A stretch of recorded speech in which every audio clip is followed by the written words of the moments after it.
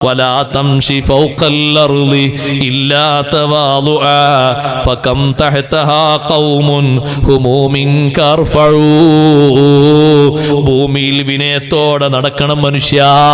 ഭൂമിന്റെ ചുവട്ടിൽ നിന്നെക്കാൾ എത്ര ബഹുമാനമുള്ളവരുണ്ട്, എത്ര സ്ഥാനമാനമുള്ള ശുഹദാക്കളുണ്ട്, എത്ര ഔലിയാക്കളുണ്ട്, എത്ര ഉലമാക്കളുണ്ട്, എത്ര മുത്തഖീങ്ങളുണ്ട്, എത്ര നാട്ടിലെ ദീനിന് വേണ്ടി ഖിദ്മത്ത് ചെയ്ത പ്രമാണിമാരുണ്ട്, ചെറുപ്പക്കാരുണ്ട്, ഉമ്മാമമാരുണ്ട്.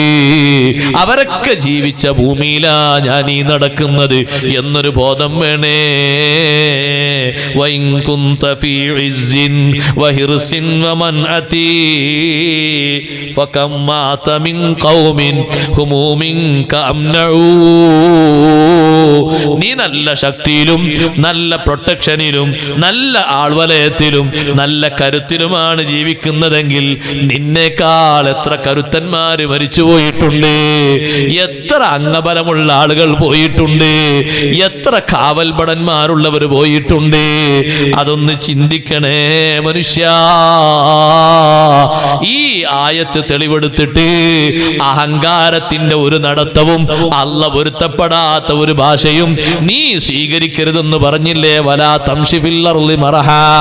ഈ ആയത്ത് തെളിവെടുത്തിട്ട് ഉലമാക്കള് പറഞ്ഞു, നൃത്തം ഹറാമാണ്, അഭിനയം ഹറാമാണ്. അത് പഠിപ്പിക്കാൻ വേണ്ടി മക്കളെ വിടരുതേ, അത് മത്സരിക്കാൻ വേണ്ടി വിടരുതേ. എത്ര വെങ്കലം കിട്ടിയാലും, എത്ര സ്വർണം കിട്ടിയാലും, എത്ര വെള്ളി നാണയം കിട്ടിയാലും ഉമ്മമാരെ വിട്ടേക്കരുതേ. അത് അഭ്യസിപ്പിക്കുന്ന കേന്ദ്രങ്ങളുണ്ട്, അതിലുള്ള മാർക്ക് കൊണ്ട് മറ്റേതിന് മാർക്ക് കൂടുതലാന്നൊക്കെ പറയും. പക്ഷേ അല്ലാഹ് ഹറാമാക്കിയ ഒരു വിനോദം ഉപയോഗപ്പെടുത്തിയിട്ട് ഒരു മാർക്കും വേണ്ട, ഒരു വിജയവും വേണ്ട. എന്റെ വകയല്ല ഇമാം ഖുർത്തുബി തങ്ങളാ തെളിവ് പിടിച്ചത്. ഈ ആയത്തിൽ തെളിവുണ്ട്. കാരണം നൃത്തം എന്ന് പറയുന്നത് ഒരു അഹങ്കാരത്തിന്റെ, അഭിനയം എന്ന് പറയുന്നത് ആ രൂപത്തിലൊരു ശൈലിയല്ലേ. വലാ തംശി ഫിൽ അർളി മറഹാ. നിനക്ക് അങ്ങനെയും ഇങ്ങനെയൊക്കെ ചെയ്യാനും ആടാനും പാടാനൊക്കെ കഴിയുന്നല്ലേ.